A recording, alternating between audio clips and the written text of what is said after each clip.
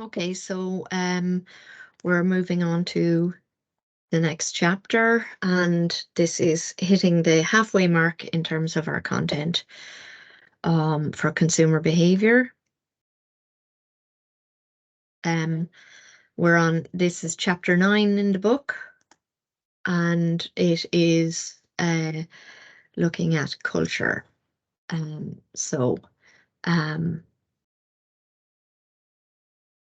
It is the objectives of this chapter will be to define culture, again, starting with definitions and so on, identify the role of consumer goods in a culture, describe subculture, recognize popular culture, understand social class, describe materialism and symbolism, and finally recognize the impact of ethnic influences on consumer behavior. So obviously this has relevance for both your CA submission this week and your exam. So culture and the components of culture.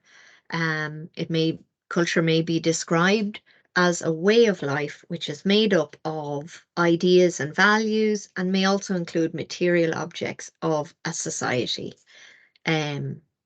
So you may have heard talk about culture in terms of a workplace. Workplace culture is defined as the way we do things around here. So it's something that's learned. You go into an organization and you pick up how things are done. It's not necessarily the written rules of what needs to be followed, but it's just how things are done, and you have to slot in with that if you're going to succeed in that place. So a culture in a particular place then is kind of an extension of that. And it's obviously larger. So it's the ideas and values and also the material objects and the importance that the people in that culture place on particular material objects. So in relation to culture and consumer behavior, Schiffman and Canuck define culture as the sum total of learned beliefs, values, and customs that serve to direct consumer behavior of members of a particular society. So the belief and value components of that definition refer to the accumulated feelings and priorities that individuals have about things and possessions. So the culture is learned. It's not present in our genes. If a child is ethnically born into one culture, but then is adopted and raised in a different culture, that's the culture that they will learn. They will have no knowledge of the previous culture unless they again learn that somehow. So it's transmitted from generation to generation, influencing future members of society. So it starts in the family, whoever raised you, and then the wider, as the child grows up and as it is influenced by wider society, then those elements are learned over time as well. So the process of learning one's own culture is enculturation. So everybody goes through enculturation in no matter what culture they grow up in or what country they grow up in, that is enculturation to learn their own culture. Socialization is the transfer of culture from older generations to younger by parents, schools, churches, clubs, everything, the wider society and so on. Learning a new culture as an adult is acculturation. So if when you graduate, you move somewhere else to work and so on, that will be, if you learn that new culture, then that's acculturation. Ethnic minorities frequently form their own cultures, including their own habits and consumer behavior. So a subculture within the country that they're living in, within that country's culture. So acculturation is an important concept for marketers who plan to sell their products in foreign or multinational markets. So norms and values are part of non-material culture. Norms are beliefs regarding how to behave or not to behave and are more specific than values. Values are core beliefs or standards used to judge one's own behavior and that of others. And values can often have religious, ideological, or humanistic background. Goals, then, may be derived from values, and mores are customs that emphasize the moral aspect of behavior, frequently applied to forbidden behaviors. So, what you should not do in a specific culture. So, those are all terminology of culture. So, norms and values, goals, and mores. Myths are stories that express key values and ideals of society. Conventions describe how to act in everyday life, and these frequently apply to consumer behaviors. Each culture has its own set of symbols, rituals, and values to which marketers promote their products and services. To communicate effectively with target audiences, marketers must appropriate symbols to convey desired product images or characteristics, so using both verbal and non-verbal communication. As always, read the little case studies yourselves. You can pause the recording to read that, and then the second half is there. And the final part, oh no, it's a different mini case study there, tiny one. So cultural influences on consumer behavior. A culture is influenced by the dominant values of the society. An important task for marketers is to ascertain what role consumer goods play in a culture. Cultural meanings refer to the values, norms, and shared beliefs that are symbolically communicated. They are transferred from the culturally constituted world to consumer goods and from consumer goods to individuals.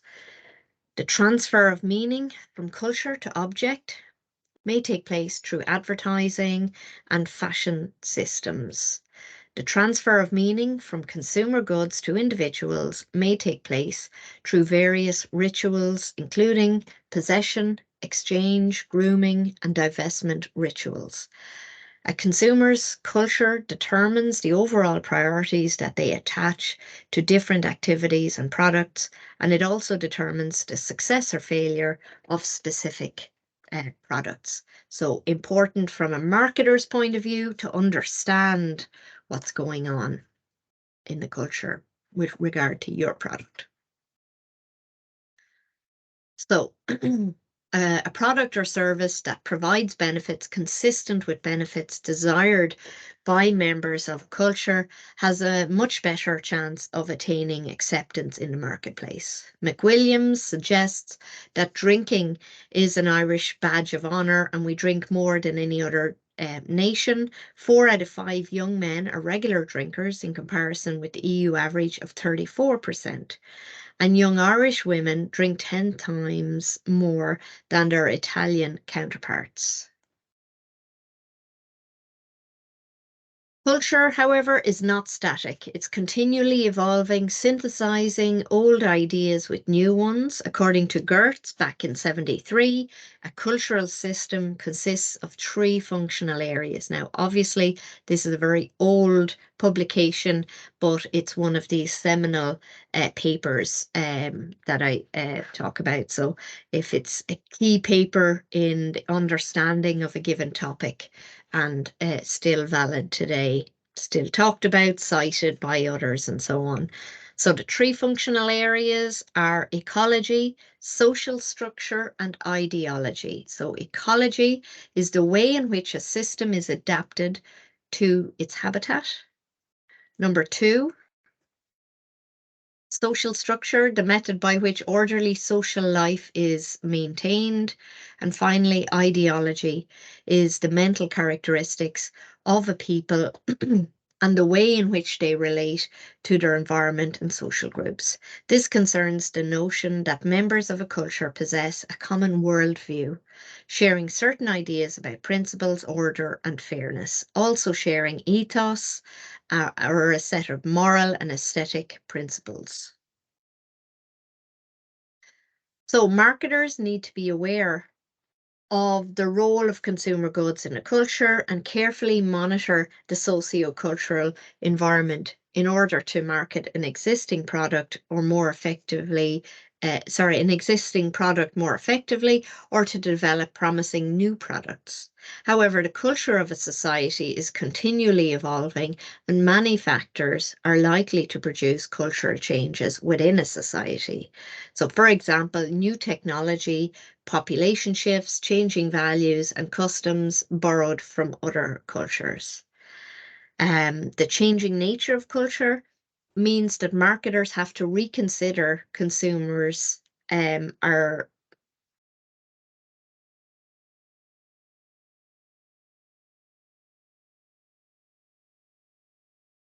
so reconsider consumers are now doing what they do, purchasers and the users of the product. Oh, this is all messed up. Sorry. What has happened here?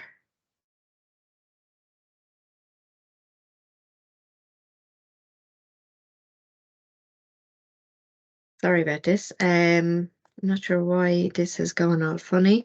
So they have to um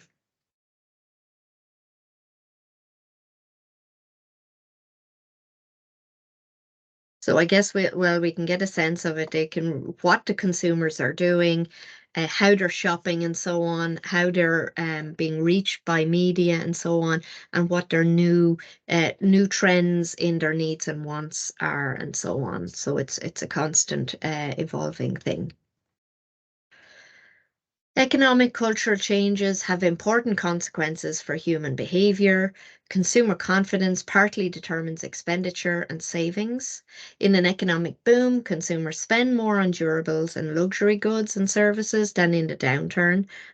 Relatively little is saved and more credit is taken. So people take out more loans and they save less and spend more.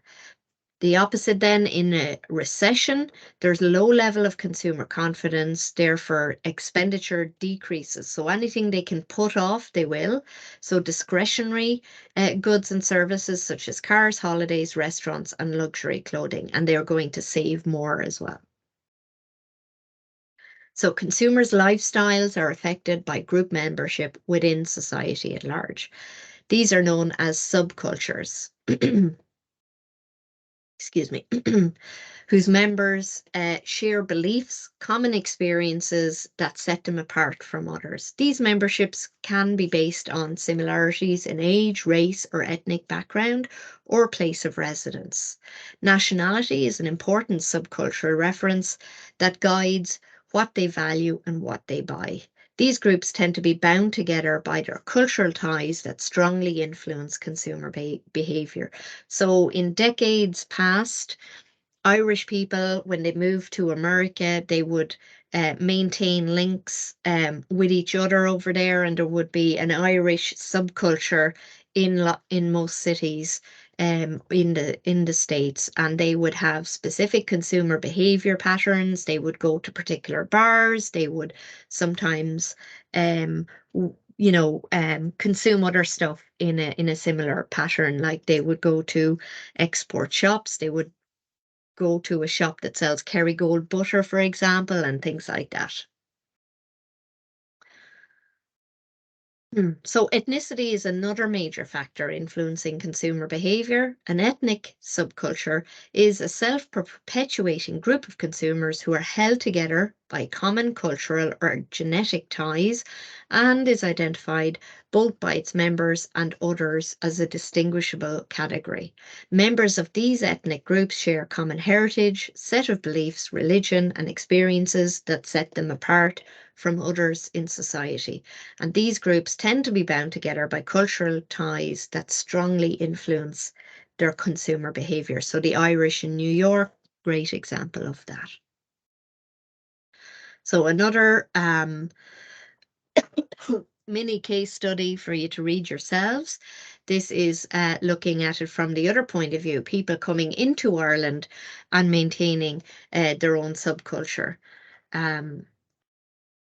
So marketers need to be aware of targeting ads at ethnic minorities. In practice, this usually entails only translating an existing ad into a particular language.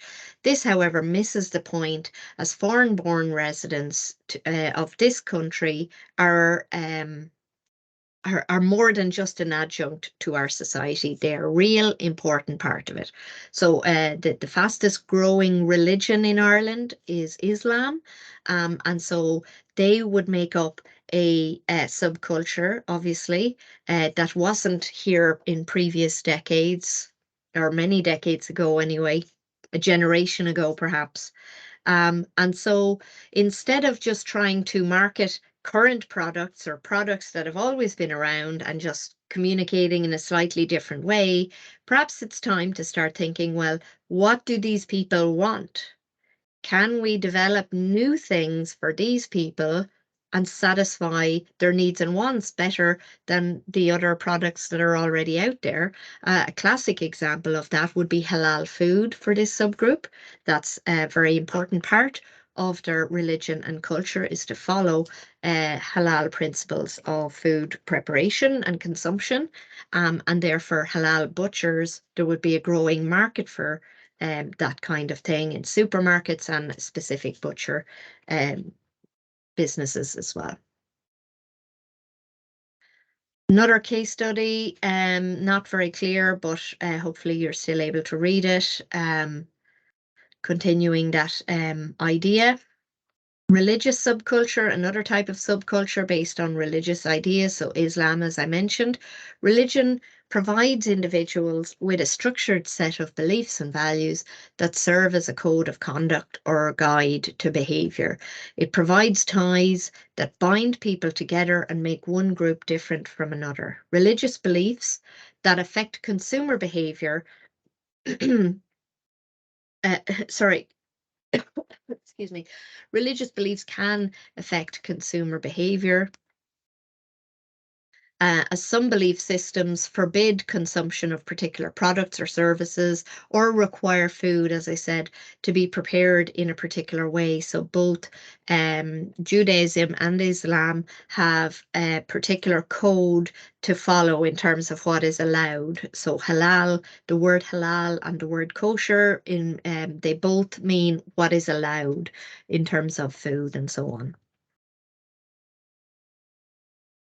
So each age subgrouping of a population can be thought of as a separate subculture. Important shifts occur in any individual's demand for specific types of products or services as he or she develops from childhood to old age. The percentage of elderly people in Ireland is increasing all the time relative to the overall population. So by 2031, 200,000 people will be aged over 85. And so perhaps 100 years ago, the over 85s would have been a tiny, minuscule percentage of the population. Now it's a growing percentage of the population, and less people are being born as well. So because of both of those shifts, that percentage in the population over that age group, and that is how our population is growing, not from increased numbers of births, but from the longevity, people living longer and not dying when they previously would have died average age 60 or in their 60s. Now they're typically getting to their 80s. Marketers need to be aware of the needs of this subculture and of the way they will want to spend their money. So again, this is just like a new immigrant group in a country, a growing group where there perhaps different needs and wants going on with this group. And that's something for marketers to be aware of and to start studying these groups to see, is there something we can help them with? Is there a product we can offer them that nobody else is offering them and satisfy their needs that nobody else is satisfying? And that's where we can achieve maybe growth in our brands that we currently offer. So each advertiser also needs to address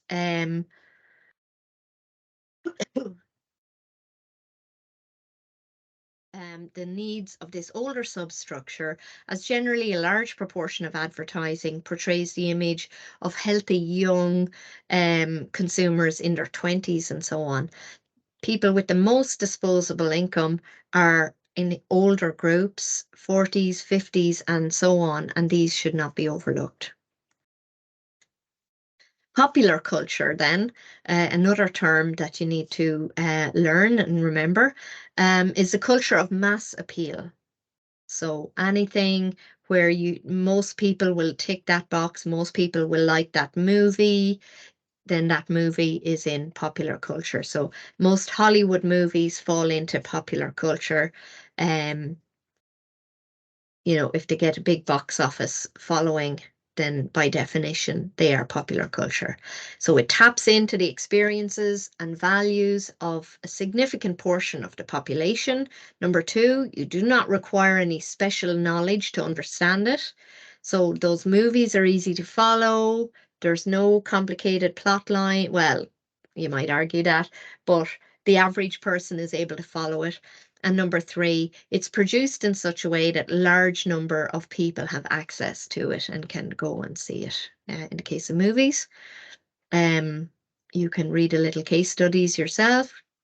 So because popular culture includes anything that has mass appeal and is used in non-work activities, the range of the subject matter is encompassed by the term is extremely large. Advertising, for example, becomes popular culture when its images, themes, icons are embraced by a large proportion of public. Television, music, fashion are also part of popular culture. Social class, you've obviously touched on definitions of this before, but we define it here as the division of members of society into hierarchy of distinct status classes, so that members of each class have relatively the same status and members of all others have either more or less status. It's determined by a complex set of variables, including income, family background, and occupation. The place one occupies in the social structure is an important determinant not only of how much money is spent, but also how it's spent. And that's why, as marketers, we want to know about social classes. We want to know which social class or classes our consumers fit into. And should we have them in separate target groups? Are we going to be selling different products to the different classes? Communicating to them in different ways and so on. So it's important information for us. People try to move up the perceived social order whenever possible. Usually there are exceptions. Sometimes people want to step out of the rat race and so on, and that's moving down a step as well. This desire to improve one's personal standing, often to let others know that one has done so, is at the core of many marketing strategies. So consumers show different attitudes towards symbolism in their behaviour. Symbolism indicates the extent to which individuals invest mental energy in their possessions. In a situation of high symbolism, the consumer transcends the material world by building relationships with goods or by associating them with family, friends, or special events. So, for example, art, antiques, family heirlooms, and holiday souvenirs. Fashionable clothing and other products that have symbolic or psychosocial meaning strongly appeal to consumers' egos. Consumers frequently like well-known brands because of the status they provide. The symbolic meaning of brands develops mainly by learning and by advertising. For a product to have symbolic value, it must have a shared reality among consumers. So, excuse me.